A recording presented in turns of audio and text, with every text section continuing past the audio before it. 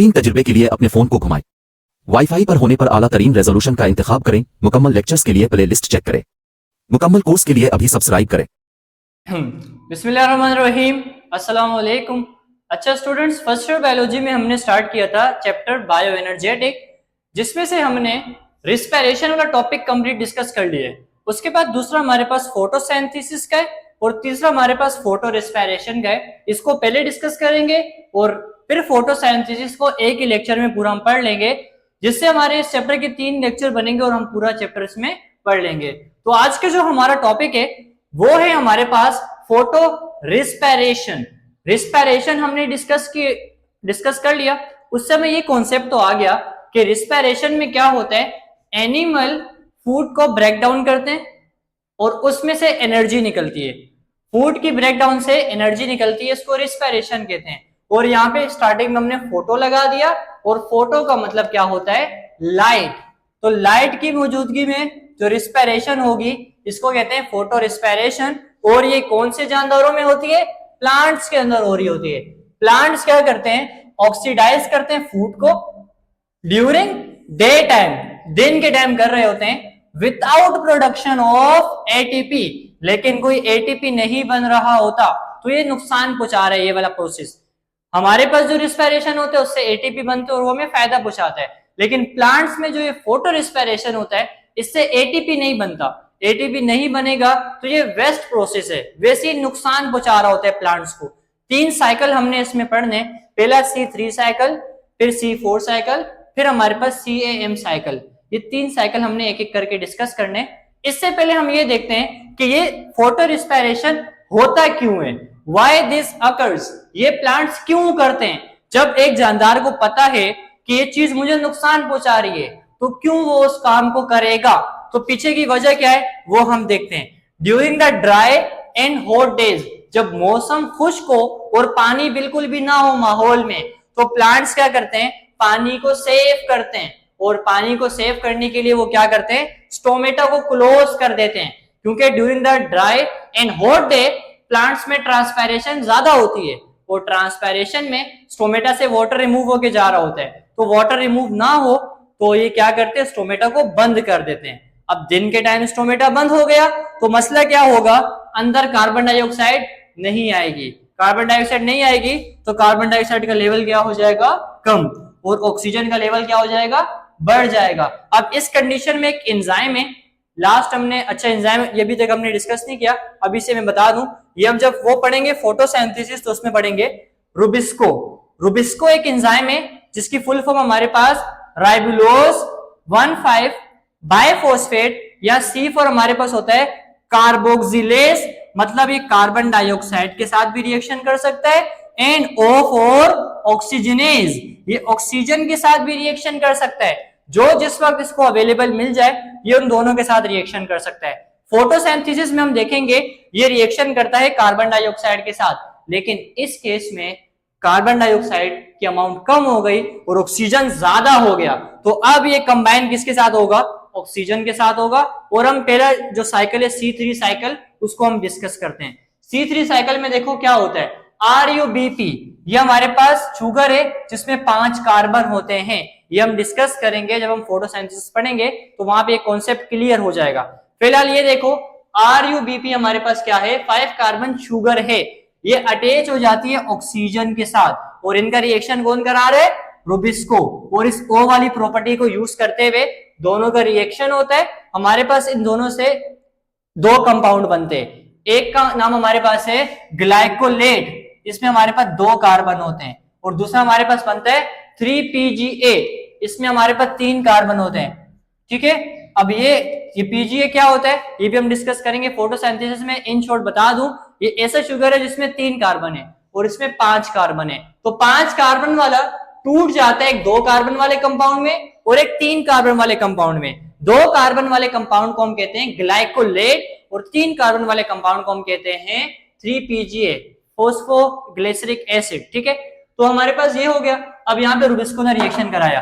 अब हमारे पास जो ये वाला कंपाउंड है ग्लाइकोलेट, ये इंटर होता है परऑक्सीजोम में, प्लांट्स के अंदर परऑक्सीजोम में ये जाता है ग्लाइकोलेट, और ये ग्लाइकोलेट किसमें कन्वर्ट हो जाता है, ये कन्वर्ट हो जाता है ग्लाइसिन में। Now what is glycine? It is amino acid. ये एक अमाइनो एसिड में कन्वर्ट हो गया, ठीक है, ये हमारे पास ग्लाइसिन अमाइनो एसिड हो गया। अच्छा, अब ये पेरोक्सिसोम में अमाइनो एसिड में कन्वर्ट हो गया ग्लाइसिन में। अब ये ग्लाइसिन का एंट्री करती है माइटोकॉन्ड्रिया में, और यहाँ पे 2 ग्लाइसिन से हमारे पास बन जाता है सीरीन। ये भी हमारे पास अमाइनो एसिड है, और हमारे पास कार्बन डाइऑक्साइड रिमूव हो जाता है। रिस्पायरेशन में क्या होता है? ऑक्सीजन यूज होता है और कार्बन डाइऑक्साइड बाहर जाता है। यहाँ देखो ऑक्सीजन यूज हुआ और कार्बन डाइऑक्साइड बाहर चला गया। 3 स्टेप में ये रिएक्शन हो रहा होता है, तो इसको हम कहते हैं C3 साइकिल।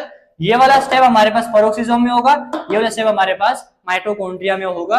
यहाँ पे आपने देखा 5 कार्बन शुगर टूट गया, और किसमें टूट गया? हमारे पास टूट गया कार्बन डाइऑक्साइड में, जो एक तरह से हमारे पास हमें नुकसान पहुंचाया, क्योंकि हमारे पास जो शुगर है वो प्लांट्स को चाहिए, जिसको प्लांट्स फूड में स्टोर करते हैं, लेकिन यहाँ पे ये वाला काम उल्टा हो गया। अब यहाँ पे हमारे पास C3 साइकिल हो गया। अब हम देखते हैं C4 साइकिल। C4 साइकिल के लिए हम देखते हैं प्लांट्स के जो पत्ते होते हैं, लीव्स की एनाटॉमी देखें तो 2 टाइप्स के सेल होते हैं। एक होते हैं मीजोफिल सेल, दूसरे बंडल शीट सेल।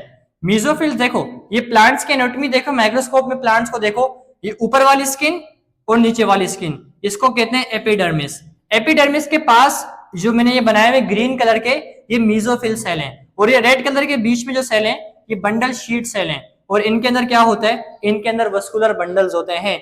तो ये ओवरऑल हमारे पास लीव्स की एनाटॉमी है कि अंदर क्या क्या होता है। अब ये मीजोफिल सेल और बंडल शीट सेल, इनमें चलता है एक साइकिल, और इस साइकिल को हम कहते हैं C4 साइकिल। अच्छा, यहाँ पे एक चीज ये याद रखना, ये वाला साइकिल उसका अल्टरनेट है। इस साइकिल में प्लांट्स को कुछ फायदा होता है, उसमें फायदा नहीं हो रहा था, ये प्लांट्स ने अपना अल्टरनेट बनाया है कि हम उससे बच सकें। अच्छा, अब ये क्या होता है? ये साइकिल उस वक्त स्टार्ट होगा, स्टोमेटा बंद हुआ, CO2 की अमाउंट कम है, ऑक्सीजन की ज्यादा है, तो रुबिस्को क्या करेगा? ऑक्सीजन के साथ जाके बाइंड होगा। लेकिन इस साइकिल में क्या होता है? थोड़ा सा भी अगर CO2 हो तो वो भी रिएक्शन में इन्वॉल्व हो जाता है। तो यहाँ पे जो थोड़ी सी अमाउंट में भी CO2 है वो एंटर होते हैं हमारे पास कहाँ पे? मीजोफिल सेल के अंदर, और वहां पे मौजूद होता है PEP हमारे पास एक 3 कार्बन वाला कंपाउंड है, जिसको कहते हैं फोस्फोइनोल पायरोवेट। फोस्फोइनोल पायरोवेट में 3 कार्बन है, CO के मिलने से कितने कार्बन हो जाएंगे? 4 कार्बन हो जाएंगे, और हमारे पास 4 कार्बन वाला एक कंपाउंड बनेगा विच इज ऑक्जेलो एसीटेट। ऑक्जेलो एसीटेट हमने डिस्कस किया था क्रेब्स साइकिल के अंदर। तो पहला हमारे पास 4 कार्बन वाला कंपाउंड बन गया ऑक्जेलो एसीटेट। अब ऑक्जेलो एसीटेट किस में कन्वर्ट हो जाता है? मेलेट में, और मेलेट में भी कितने कार्बन होते हैं? 4 कार्बन होते हैं। अब यहां तक का काम हमारे पास मीजोफिल सेल में हुआ। अब ये रेड कलर का मैंने बंडल शीट सेल बनाया हुआ है, अब ये एंटर होता है बंडल शीट सेल में। अब ये 4 कार्बन वाला कंपाउंड आगे टूट जाता है एक 3 कार्बन वाले कंपाउंड में विच इज कॉल्ड पायरोवेट, और एक हमारे पास कार्बन डाइऑक्साइड यहाँ से रिमूव हो जाता है। अब ये कार्बन डाइऑक्साइड एंटर हो जाता है एक साइकिल में, और इस साइकिल को हम कहते हैं केल्विन बेंसन साइकिल। ये हम डिस्कस करेंगे फोटोसिंथेसिस के अंदर। जब भी ये साइकिल चलता है तो प्लांट शुगर बनाते हैं, जब भी ये साइकिल चलेगा तो प्लांट्स क्या बनाएंगे? शुगर, और इसके लिए कार्बन डाइऑक्साइड चाहिए होती है, जो इस तरह से फिर इनको मिल जाती है। अब जो पायरोवेट इसमें 3 कार्बन है, ये फिर यहाँ अंदर जाके किस में कन्वर्ट हो जाएगा? PEP में कन्वर्ट हो जाएगा। अच्छा, एक चीज यहाँ पे याद रखना, हमने जो रिस्पायरेशन पढ़ा था उसमें पहला स्टेप था ग्लाइकोलिसिस, उसमें इससे ये बनता था तो ATP की फॉर्मेशन होती थी। अब यहाँ उल्टा काम हो रहा है, टूट रहे, तो यहाँ ATP की हमारे पास यूज होगा, ATP आएगा, यूज होके क्या बन जाएगा? ADP बन जाएगा। उल्टा रिएक्शन हो रहा है तो उसमें फिर वो प्रोसेस उल्टा हो जाएगा। यहाँ पर भी हम मेलेट से ऑक्जेलो एसीटेट बनाते थे और NADPH बनता था और NADH2 बनता था। अब यहाँ पे NADH2 हमारे पास टूटेगा, क्योंकि मेलेट से हम ये नहीं बना रहे, इससे उल्टा बना रहे हैं मेलेट, ऑक्जेलो एसीटेट से मेलेट बना रहे हैं, उल्टा हम स्टेप कर रहे हैं, तो उल्टे स्टेप में हमारे पास NADH2 टूटता है। तो ये हमारे पास हो गया C4 साइकिल। अच्छा, नेक्स्ट हमारे पास CAM साइकिल, जो बहुत आसान है। अच्छा, CAM साइकिल की फुल फॉर्म क्या है? C फॉर हमारे पास होता है क्रेजुलेशन, C फॉर हमारे पास होता है क्रेजुलेशन, A for acid, M for metabolism. अब इस साइकिल में क्या होता है? प्लांट्स ने अपने आप के अंदर थोड़ी सी एडोप्टेशन लाई। वो क्या करते हैं इस साइकिल में? ड्यूरिंग द नाइट, रात के टाइम वो स्टोमेटा को ओपन कर लेते हैं। वैसे आमतौर पे प्लांट्स स्टोमेटा को दिन के टाइम ओपन करते हैं, लेकिन अगर ये कंडीशंस हो रही हो तो वो रात के टाइम प्लांट्स क्या करते हैं? स्टोमेटा को ओपन कर देते हैं और रात को ही कार्बन डाइऑक्साइड को बॉडी के अंदर ले आते हैं और उसको वो लोग अपने बॉडी में सेव करके रख लेते हैं। तो रात को स्टोमेटा अंदर हुआ, स्टोमेटा ओपन हुआ, कार्बन डाइऑक्साइड अंदर आ गया। अब during the day time stomata बंद ही रहता है, लेकिन कार्बन डाइऑक्साइड अंदर मौजूद था तो अंदर इनका प्रोसेस चलता रहता है, काम रुकता नहीं है। तो इसको हम कहते हैं CAM साइकिल। इसमें बस ये याद रखनी है, नाइट के टाइम स्टोमेटा ओपन हो जाता है और डे के टाइम स्टोमेटा जो है वो क्लोज हो जाता है। तो स्टूडेंट्स आज हमने डिस्कस किए 3 साइकिल।